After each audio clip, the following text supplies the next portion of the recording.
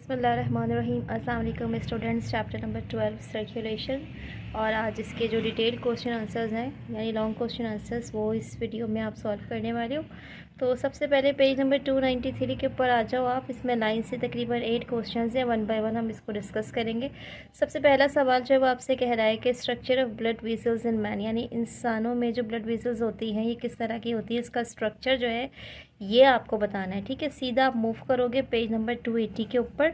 अच्छा, एक बात का ख्याल रखिएगा कि इसमें जो क्वेश्चंस हैं ये थोड़े से लेंदी हैं, तो इसको ज़रा इत्मीनान से मार्क कीजिएगा। काफ़ी सारा कंटेंट है इसमें जो आपने स्टडी करना है। तो पेज नंबर 280 पर आकर सबसे पहले तो ब्लड वेसल्स जो इसकी हेडिंग है इस पर आ जाओ आप, और यहाँ से थोड़ा सा तकरीबन 2-3 लाइन इसको पहले मार्क कीजिए कि जो ब्लड होता है सबसे पहले ये ब्लड जो है जब हार्ट को लीव करता है तो ये ट्रैवल करता है एओर्टा से, एओर्टा से आता है आर्टरीज में। अच्छा, आर्टरीज से और छोटा साइज़ होता है आर्टरियोस का, ये वहाँ जाता है। उसके बाद उससे भी छोटी होती है कैपिलरीज, ये वहाँ तक चला जाता है। कैपिलरीज के बाद ये कैपिलरीज के साइज़ से थोड़ी सी बड़ी होती है वेन्यूज़, ये वहाँ से वेन्यूज़ में जाता है। और वेन्यूज़ के बाद वेन्यूज़ के साइज़ से भी थोड़ी सी बड़ी वेन्स होती है, वहाँ तक चला जाता है। एंड फाइनली आता है वेना केवा में और फिर रिटर्न हो जाता है बैक टू द हार्ट। तो ये इसका कुछ साइकिल होता है ब्लड वेसल्स का। ठीक है, अब ये कौन कौन से टाइप्स में इसमें आएंगी, आर्टरीज आ जाएंगी, कैपिलरीज आएंगी और वेन्स आएंगी। वन बाय वन आप इसको स्टडी करेंगे। ठीक है, सबसे पहले आ जाइए आप आर्टरीज पे, इसको मार्क कर लीजिए पहले कि जैसे ही हार्ट जो है यहाँ से ब्लड जो है निकलता है, निकलने के बाद सबसे पहले ये एंटर होता है लार्ज वेसल्स में। ये जो लार्ज वेसल्स होती हैं इनको हम आर्टरीज कहते हैं। ठीक है, यानी दिल से डायरेक्ट सबसे पहले जहाँ निकल रहा है वो आर्टरीज है। थिक वॉल्स होती है इनकी, बहुत मोटी मोटी सी वॉल्स होंगी इन वेसल्स की, और इसकी 3 लेयर्स होती हैं। जो सबसे पहली वाली लेयर होती है उसको हम कहते हैं यह है ट्यूनिका एक्सटर्ना। ठीक है, ये टॉप लेयर होती है। इसमें फाइब्रस कनेक्टिव टिश्यूज़ होते हैं जो कि कोलाजन फाइबर्स जो हैं उससे बनता है। इसके बाद इसकी मिडल लेयर आती है जिसको हम कहते हैं ट्यूनिका मीडिया। इसमें स्मूथ मसल्स होते हैं और ये इलास्टिक फाइबर्स होते हैं, यानी कि ये जो स्मूथ मसल्स होते हैं इनमें ये जो इलास्टिक फाइबर्स होते हैं ये आसानी से कॉन्ट्रैक्शन और रिलैक्सेशन की प्रॉपर्टी रखते हैं, खिंच जाते हैं इलास्टिक की तरह। उसके बाद जो इनर लेयर होती है जिसको आप इंटीमा भी कहते हैं और इसका एक और नाम है ट्यूनिका इंटरना। ये जो है इस पे स्क्वामस एंडोथेलियम टिश्यूज़ जो हैं ये होते हैं, इससे बनती हैं। अब आपने क्या करना है, क्योंकि इसने सिर्फ स्ट्रक्चर पूछा है तो इनके फंक्शंस बताने की ज़रूरत नहीं, आपने सिर्फ आफ्टर लिविंग से लेके एंडोथेलियम तक मार्क कर देना है। ठीक है, ये हो जाएगी पहली वाली वेसल्स यानी आर्टरीज। अब आप आ जाओगे कैपिलरीज की तरफ, इसको मार्क करोगे। आप सीधा मूव करेंगे, नेक्स्ट जो हेडिंग है कैपिलरीज की यहाँ पर, और इसके बाद आप इसको मार्क करेंगे कि ये जो है टाइनीस्ट होती हैं तमाम वेसल्स में, यानी सबसे छोटा साइज़ इन्हीं का होता है। यहाँ पे जो वेस्ट न्यूट्रंट्स होते हैं वो, इसके अलावा कुछ गैसेस होती हैं, कुछ हार्मोन्स होते हैं, इनका एक्सचेंज होता है बॉडी सेल्स और ब्लड के बीच में। अब इनकी जो वॉल होती है इसमें सिंगल लेयर ऑफ एंडोथेलियम्स होती हैं। इसमें बहुत लो रेजिस्टेंस होता है, क्योंकि इसका काम क्या होता है कि यहाँ से जो डिज़ोल्व सब्सटेंसेस हैं इनका डिफ्यूजन आसानी से हो सके, आसानी से ये इन एंड आउट हो सके। तो ये बहुत नैरो होती है। इनका जो साइज़ होता है वो तकरीबन 7 से लेकर 9 माइक्रोमीटर डायामीटर के करीब करीब इनका साइज़ होता है। ठीक है, तो आपने बस इतना ही इसको मार्क करना है, यहाँ से लेके इन टाइनिस्ट से लेके डायामीटर तक। इसके अलावा आपका काम नहीं है इसमें, क्योंकि इसने सिर्फ स्ट्रक्चर बोला था इसको। ठीक है, उसके बाद लास्ट में आपके पास आ जाएगा वेन्स। वेन्स को मार्क कर लीजिए कि जैसे ही कैपिलरी से ब्लड निकलता है तो अब इसमें कार्बन डाइऑक्साइड भी मौजूद होते हैं, इसके अलावा कुछ और सेलुलर वेस्ट जो है वो भी मौजूद होते हैं जो साथ साथ मिल जाते हैं। तो अब ये एक लार्ज वेसल्स जो है वहाँ पहुँच जाती है, जो कैपिलरी के मुकाबले में थोड़ी सी लार्ज होती है, इसे वेन्यूल्स कहते हैं। वेन्यूज़ पे जाकर ये सारा जो अपना जो भी कंटेंट है उसको एम्प्टी कर देती है। अब वेन्यूज़ से फिर ये जाती है थोड़ी सी लार्ज वेन्स में। तो एक्चुअली वेन्स जो होती हैं इनमें लो रेजिस्टेंस होता है, जिसकी वजह से ब्लड जो है वो आसानी से रिटर्न हो जाता है दोबारा हार्ट की तरफ। जो वॉल्स होती है वेन्स की ये बहुत पतली पतली होती हैं और इसके साथ साथ ये एक्सपेंड भी हो सकती हैं। आर्टरीज के मुकाबले में इनमें जो एक्सपेंशन है ये ज़्यादा होती है, क्योंकि इनमें क्या होता है स्मूथ मसल्स की लेयर्स होती हैं, जिसकी वजह से जो ब्लड प्रेशर होता है वेन्स में ये थोड़ा सा कम होता है। और जो इसमें कॉन्ट्रैक्शन होता है ना स्केलेटल मसल्स का, ये बढ़ जाएगा। कब बढ़ जाएगा, जब हम ये कह लीजिए कि ब्रीदिंग कर रहे होंगे, जब हम एक्सरसाइज कर रहे होंगे तो इनमें थोड़ा सी फ्लेक्सिबिलिटी होती है कि कॉन्ट्रैक्ट हो जाते हैं ताकि ये ज़्यादा स्पेस जो है वो प्रोवाइड कर सके। इस तरह पे ब्लड जो है दोबारा हार्ट में रिटर्न हो जाता है। तो वेन्स आपने यहाँ से लेके हार्ट तक यहाँ तक लिखनी है, ठीक है। तो ये पहला क्वेश्चन कंप्लीट हो गया जिसमें आपको ब्लड वेसल्स के बारे में बताया गया था कि इसमें आर्टरीज, कैपिलरीज, वेन्स, ये 3 तरह की ब्लड वेसल्स होती हैं और इनके स्ट्रक्चर्स आपको बता दिए, ठीक है। तो ये फर्स्ट लॉन्ग है आपके पास। क्योंकि इन्होंने आपसे डायग्राम यहाँ नहीं पूछा और इसकी डायग्राम भी थोड़ी सी कॉम्प्लिकेटेड है तो उस डायग्राम की प्रैक्टिस करने की ज़रूरत नहीं है। नेक्स्ट आपके पास स्ट्रक्चर ऑफ ह्यूमन हार्ट। अच्छा स्टूडेंट्स, ये जो स्ट्रक्चर ऑफ ह्यूमन हार्ट है इसमें आपके पास एक ऑप्शन मौजूद है कि अगर आपके पास फ्लेक्सिबिलिटी है तो आप इसके डायग्राम की प्रैक्टिस भी साथ साथ कर लीजिएगा विथ लेबल्ड, ठीक है। तो ये आपके क्वेश्चन को बहुत अच्छे तरीके से क्या करेगा, सपोर्ट कर देगा। तो स्ट्रक्चर ऑफ हार्ट पूछा जा रहा है तो आपने डायरेक्ट सबसे पहले तो ये डायग्राम जो इसको देख लें आप, ये डायग्राम जो है ये बनेगी आपकी। और अब आप आ जाएं कंटेंट पे कि कंटेंट कौन सा आप लिखेंगे। आप सीधा पेज 276 पर मौजूद हैं इस वक्त और स्ट्रक्चर ऑफ हार्ट जो है इसको आपने क्या करना है, लेबल करना है, ठीक है। अच्छा थोड़ा सा लंबा सवाल है, इसको अब आपने ध्यान से देखना है कि जो ह्यूमन हार्ट है इसमें एक्चुअली 4 चैम्बर्स होते हैं। 2 जो है वो अपर चैम्बर्स होते हैं जिसको एट्रिया कहते हैं और जो 2 हैं वो लोअर चैम्बर होते हैं, कंपैरेटिवली थिक वॉल्ड वाले होते हैं, इनको वेंट्रिकल्स कहते हैं। 2 लार्ज वेन्स जाएंगी, एक सुपीरियर होती है और एक इन्फीरियर होती है। अच्छा ये सुपीरियर इन्फीरियर वेना केवा जो इंटर होती है राइट आर्ट्रियम में और 2 पेयर होंगे पल्मोनरी वेन्स के जो कि लेफ्ट आर्ट्रियम जो है उसमें जाके ओपन हो जाएंगे। इसी तरीके से 2 लार्ज आर्टरीज होती हैं जो आपस में इमर्ज होती हैं। एक जो है राइट वेंट्रिकल जो है वहाँ से पल्मोनरी एओर्टा और जो अदर जो होती है वो लेफ्ट वेंट्रिकल से जिसको आप सिस्टमेटिक एओर्टा कहते हैं, ठीक है। तो दोनों वेन्स के नाम याद रख लीजिएगा, एक पल्मोनरी एओर्टा है और दूसरी जो है सिस्टमेटिक एओर्टा है, ठीक है। ये दोनों के दोनों लार्ज आर्टरीज हैं। अच्छा उसके बाद राइट और लेफ्ट आर्टरिया जो है ये एक दूसरे से सेपरेटेड होती हैं और ये जो सेपरेटेड होती है मेम्ब्रेन सी होती है, एक झिल्ली नुमा चीज़ होती है जिसको हम कहते हैं ये इंटर एट्रियल सेप्टम है, ठीक है। इस झिल्ली की मदद से एक दूसरे से ये दोनों राइट और लेफ्ट आर्टरिया जो है ये एक दूसरे से सेपरेट होती हैं। अब जो राइट एट्रियम है और जो लेफ्ट वेंट्रिकल्स हैं ये भी एक दोनों से सेपरेट होते होंगे और इस सेपरेशन के लिए ये एक thick muscular inter ventricular septum जो है उसका इस्तेमाल करेंगे, ठीक है। ये भी एक झिल्ली होती है।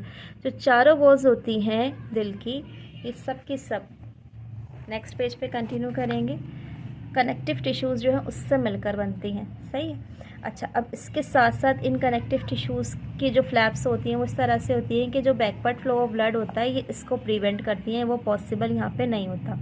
जो राइट एट्रियम होता है वो ओपन होता है राइट वेंट्रिकल में और किसकी मदद से होता है, ये होता है एट्रोवेंट्रिक्यूलर वॉल्व की मदद से। इसका एक दूसरा नाम भी है जो कहलाता है ट्राइकप्सिड वॉल्व, ठीक है। जबकि जो लेफ्ट एट्रियम होता है वो ओपन होता है लेफ्ट वेंट्रिकल में और इसके लिए क्या चीज़ इस्तेमाल होती है एट्रोवेंट्रिक्यूलर वॉल्व जिसका नाम होता है बायकप्सिड वॉल्व और इसका एक और नाम भी होता है मिट्रल वॉल्व, ठीक है। इसकी मदद से ये एक दूसरे में ओपन होती हैं। अब ये जो एट्रोवेंट्रिक्यूलर वॉल्व होती हैं ये एंकर्ड होंगी स्ट्रॉन्ग किस्म के फाइबर्स से ताकि इनकी जो टर्निंग होती है ये इसको प्रिवेंट कर सके इनसाइड एंड आउटसाइड। अच्छा यहाँ तक इनसाइड एंड आउटसाइड तक लिखने के बाद आपने एक लाइन ड्रॉप करनी है, नीचे आ जाना है कि जो सेमी लूनर वॉल्व्स होती हैं ये लोकेटेड होती हैं हार्ट में और ये जो होती हैं इनमें सिस्टमेटिक एओर्टा जो है ये लेफ्ट वेंट्रिकल को लीव कर रहा होता है और जो पल्मोनरी एओर्टा होता है ये राइट वेंट्रिकल को लीव कर रहा होता है और ब्लड जो है वो पंप हो रहा होता है इन आर्टरीज में सेमी लूनर वॉल्व्स की मदद से, ठीक है। यहाँ से लेके यहाँ तक आपने वॉल्व्स तक किया।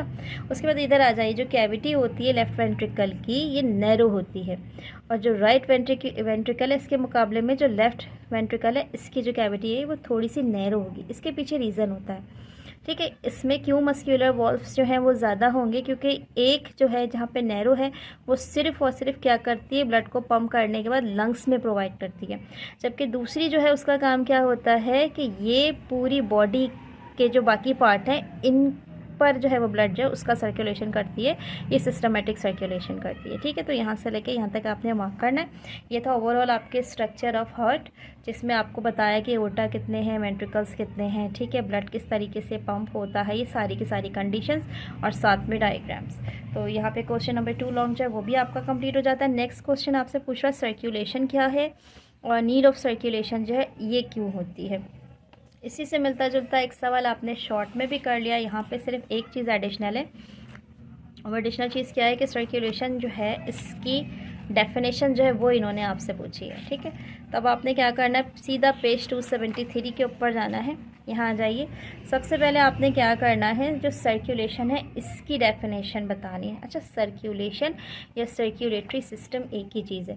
तो यहाँ पर आप सर्कुलेटरी सिस्टम की डेफिनेशन बता देंगे कि circulatory system carries the oxygen rich blood to all parts of the body as the blood stream through the tissues within the microscopic vessels called capillaries, chemical and transported between the blood and the interstitial fluid that directly bonded to the cell। Short में बताती हूँ कि जो circulatory system या circulation होती है, इसका काम क्या होता है कि ये ऐसा ब्लड जिसमें ऑक्सीजन मौजूद है इसको जिस्म के तमाम हिस्सों तक पहुँचाती है। ना सिर्फ ये ब्लड को पहुँचाती है टिश्यूज़ तक, बल्कि इसके साथ साथ जितने भी माइक्रोस्कोपिक वेसल्स हैं, जो कैपिलरीज वगैरह हैं, वहाँ तक भी पहुँचाती है। और इसमें ब्लड के साथ साथ दूसरे केमिकल्स जो हैं उनका भी ट्रांसपोर्ट होता है ब्लड में और इंटरस्टिशियल फ्लूइड्स में। इस तरीके से सेल्स जितने भी जिस्म के होते हैं इन तमाम में ब्लड और ये जो इंटरस्टिशियल फ्लूइड्स है ये पहुंच जाता है। और ये सारा का सारा जो कॉज होता है ये किसकी वजह से होता है, ब्लड सर्कुलेशन की वजह से, जिसको हम शॉर्ट में सर्कुलेटरी सिस्टम कहते हैं। तो यहाँ से लेके यहाँ तक तो आपने दे दी इसकी डेफिनेशन, ठीक है। अब आ जाइए कि इसकी ज़रूरत क्यों होती है, क्यों होता है ये। तो पहली चीज़ तो ये कि ब्लड जो है वो एक पूरी बॉडी को फ्लूइड प्रोवाइड करता है। दूसरी चीज़, इसमें बहुत सारे डिजॉल्व सब्सटेंसेस होते हैं जो सेल्स के लिए ज़रूरी होते हैं। तीसरी चीज़, ये जो वेस्ट होता है ये इन सबको जो है बॉडी से बाहर निकालने में हेल्प करता है, क्योंकि हर सेल में से वेस्ट को निकालना बहुत मुश्किल होता है। तो ब्लड जब सर्कुलेट करता है और साथ में इंटरस्टिशियल फ्लूइड भी उसमें मौजूद है, तो उसकी वजह से क्या होता है कि जो वेस्ट है उनका निकलना आसान हो जाता है। अब आप इसको कहाँ से लिखोगे, ये देख लो। By transporting fluid throughout the body, it functionally connects the aqueous environment of the body cells to the organs that exchanges gas, nutrients and dispose of waste। ठीक है, तो बाई से लेके वेस्ट तक आपने लिखना है। इसमें यही सारी बात है कि एक तो बॉडी को एक्वस इन्वायरमेंट मिल रहा है, दूसरी चीज़ क्या है कि गैसेस का एक्सचेंज हो रहा है, तीसरी चीज़ न्यूट्रिएंट्स मिल रहा है, और last but not least that is the dispose of the waste, यानी जितना भी वेस्टेज मटेरियल है उसको भी साथ साथ वेस्ट कर रहा है। ठीक है, इसके बाद नेक्स्ट क्वेश्चन जब हम इसकी तरफ मूव करते हैं, हमारा नेक्स्ट क्वेश्चन है आपको बताना है phase of heart beat in human beings. ठीक है, यानी कि ह्यूमन बींग्स जो है इनमें कौन कौन से हार्ट बीट की जो फेजेस हैं वो होती हैं।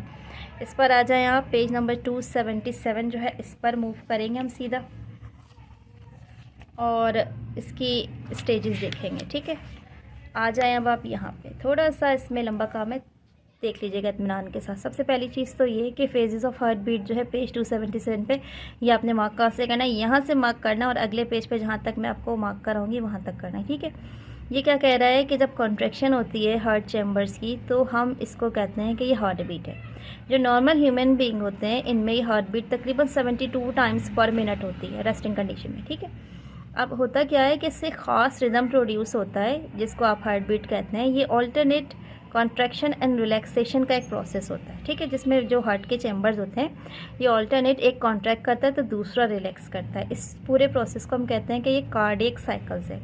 जो 2 एट्रियाज होती हैं ये एक साथ कॉन्ट्रैक्ट करेंगी, उसके बाद ये अपने तमाम के तमाम जो भी कंटेंट्स होता है इनके अंदर, इसको वेंट्रिकल्स में क्या करती हैं, एम्प्टी कर देती हैं। अब थोड़ा सा फ्रैक्शन ऑफ द सेकंड्स का जो है ना एक वक्फा आता है, उसके फ़ौरन बाद ये जो 2 वेंट्रिकल्स हैं जिनके पास ये सारा का सारा कंटेंट जो है ये आया है, ये क्या करते हैं, ये कॉन्ट्रैक्ट करते हैं और उसके बाद ये क्या करते हैं, ब्लड में इन तमाम कंटेंट को फ़ौरन ही फोर्स कर देते हैं एओर्टा की मदद से और वहाँ से ये हार्ट से निकल जाती है।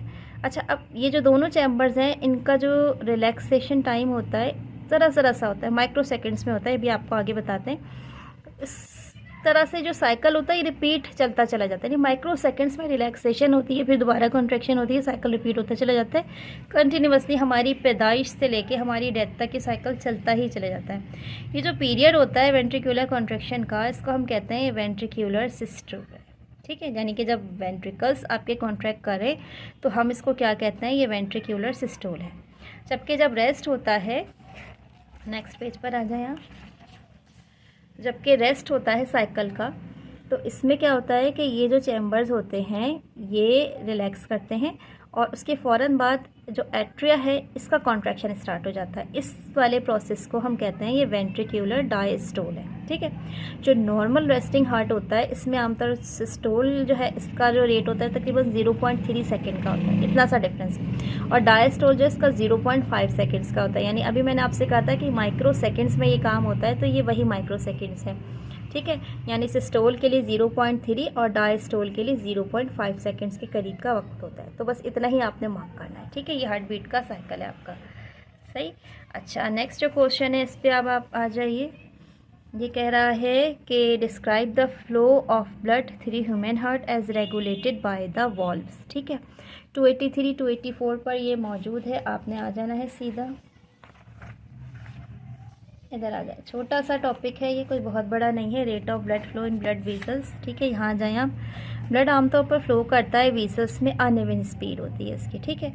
फास्टर होता है लार्ज आर्टरीज में और कैपिलरीज में आते आते स्लो हो जाता है। वजह क्या होती है? साइज़ का फ़र्क होता है। आमतौर पे जो इंडिविजुअल कैपिलरीज होती है इनका साइज़ बहुत छोटा होता है, लेकिन जब कैपिलरीज का एक जाल बिछ जाता है उसमें बहुत सारे छोटे छोटे नंबर के कैपिलरीज होते हैं, जो टोटल डायामीटर होता है वो बहुत ज़्यादा बढ़ जाता है आर्टरीज के मुकाबले में। तो इसी वजह से क्या होता है कि ब्लड जो है वो कैपिलरीज में स्लो स्लो तो मूव करता है, लेकिन जो एक्सचेंज ऑफ मटेरियल्स होते हैं ना, जितने भी एक्सचेंज ऑफ मटेरियल से मुराद है कि यहाँ पे जितने भी न्यूट्रंस हैं या जो भी माइक्रोस्कोपिक चीज़ें हैं जो साथ साथ फ्लो कर रही होती हैं, ये क्या करती हैं कि ये कह लीजिए कि ये यहाँ पे तेज़ी से मूव करती हैं। इसमें ब्लड भी शामिल होता है और इंटरस्टिशियल फ्लूइड भी मौजूद है। और जैसे ही ब्लड जो है वो कैपिलरी को छोड़ देता है, कैपिलरी से निकल जाता है और वहाँ से वेन्यूल्स में जाता है जो कैपिलरी से थोड़े से बड़े साइज़ की होती हैं, फिर वेन्यूल से वेंस में जाता है जो वेन्यूल के मुकाबले में और बड़े साइज़ की होती हैं, तो उसकी स्पीड जो है वो दोबारा से बढ़ जाती है। इसकी वजह क्या होती है कि जो टोटल क्रॉस सेक्शनल एरिया है वो रिडक्शन में आ जाता है, कम हो जाता है, ठीक है, चेंज हो जाता है। तो ये ओवरऑल क्या था आपका सारा का सारा प्रेशर था इसका। यहाँ तक आप मार्क करेंगे क्रॉस सेक्शनल एरिया तक। अब आगे आ जाइए। नेक्स्ट जो आपसे पूछा जा रहा है कि लिम्फेटिक सिस्टम मैन में कौन सा होता है, ठीक है। सीधा पेज नंबर 288 पर आप आएंगे। लिम्फेटिक सिस्टम है, बहुत इंटरेस्टिंग टॉपिक है, थोड़ा सा लॉन्ग भी है। लिम्फेटिक सिस्टम जो है इसमें एक नेटवर्क होता है ब्लाइंड वेसल्स का, जिसे आप लिम्फेटिक्स कहते हैं। इसमें जो लिम्स होते हैं ये पूरी बॉडी में इस जो सर्कुलेटरी सिस्टम है उसके साथ साथ ड्रेन करते हैं, साथ साथ चल रहे होते हैं। इसमें छोटे छोटे बहुत सारे स्मॉल लिम्फ के नोड्स होंगे, कुछ एडिशनल ऑर्गन्स होंगे जैसे कि थाइमस है, इसके अलावा स्प्लीन है, और इसके अलावा इसका जो पूरा सर्कुलेटरी सिस्टम है ये लिम्फ के साथ साथ चलता है, ठीक है। और लिम्फेटिक सिस्टम जो वो सर्कुलेटरी सिस्टम से बहुत क्लोजली अटैच्ड होता है, क्लोजली एसोसिएट होता है। तो सबसे पहले तो आपने लिम्फेटिक सिस्टम की हेडिंग डाली, यहाँ से लेके यहाँ तक लिख दिया, ठीक है। अब आगे मूव कीजिए, इसी टॉपिक को आगे कंटिन्यू करते हैं। आप हेडिंग डालेंगे composition and formation of interstitial fluid. अब इसमें आप बताएंगे कि जितने भी बॉडी टिश्यूज़ होते हैं ये ख़ास किस्म का जो वाटर होता है ये इनमें मूव करता है ब्लड स्ट्रीम्स के साथ साथ, ठीक है। अब ये जो वाटर होता है इसको आप कहते हैं कि इंटरस्टिशियल फ्लूइड है। ये जो इंटरस्टिशियल फ्लूइड है या टिश्यू फ्लूइड होता है ये कब प्रोड्यूस होता है? जब ब्लड जो है पास होता है कैपिलरीज से।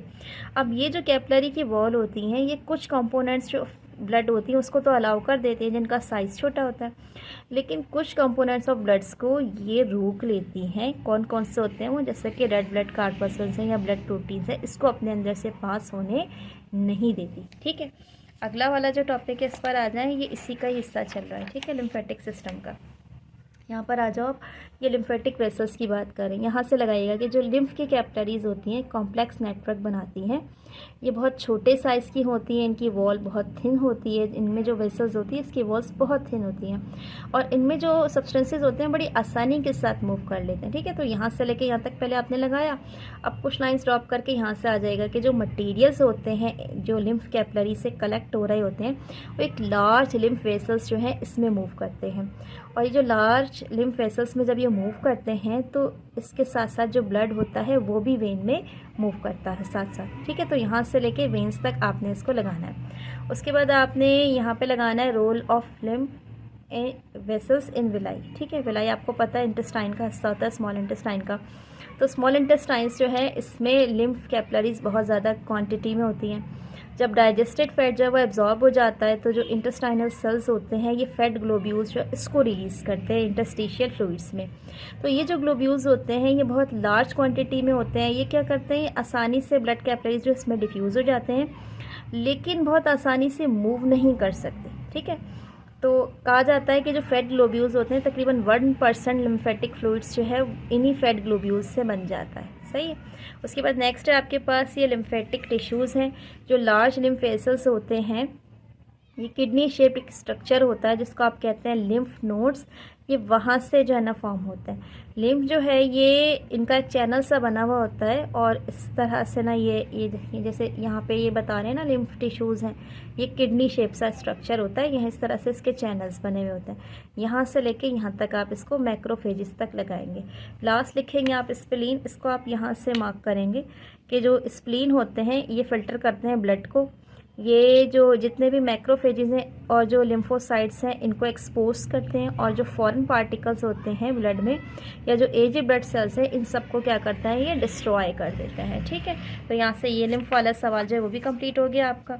अब आपके पास एक क्वेश्चन बचा है electrocardiogram with the help of diagram. Page 279 पर आएंगे आप सीधा, और यहाँ पे देखें आपने इसको स्टडी करना है। पेज नंबर 279 है और साथ में डायग्राम है। देखें इसका कंटेंट तो बेटा बहुत ही कम है, लेकिन जो मेन है ना वो डायग्राम है, वो मैं आपको कोशिश करती हूँ समझा दूँ अच्छे से। इलेक्ट्रोकार्डियोग्राम यानी ईसीजी को आप सबसे पहले लगाओ कि जो इम्पल्सेस होती हैं ना, यानी कि होता क्या है कि जो कार्डियक मसल्स हैं ये जब कार्डिक मसल्स का जब कॉन्ट्रैक्शन होता है, रिलैक्सेशन होता है, तो एक किस्म का इलेक्ट्रिकल करंट जो है ना वो प्रोड्यूस होता है। अब ये जो इलेक्ट्रिकल करंट है ना ये बॉडी फ्लूइड की मदद से पूरी बॉडी में क्या करता है, मूव करता है।